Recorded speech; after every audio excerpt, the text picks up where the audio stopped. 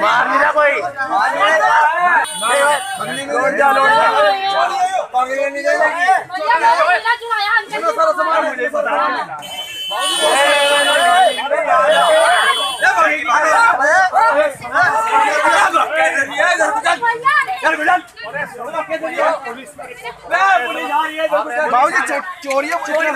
देखिए, अभी social media के माध्यम से एक वीडियो हम लोगों को प्राप्त हुआ है जिसमें एक दिख रहा है कि कुछ लोग एक महिला के साथ मारपीट कर रहे हैं।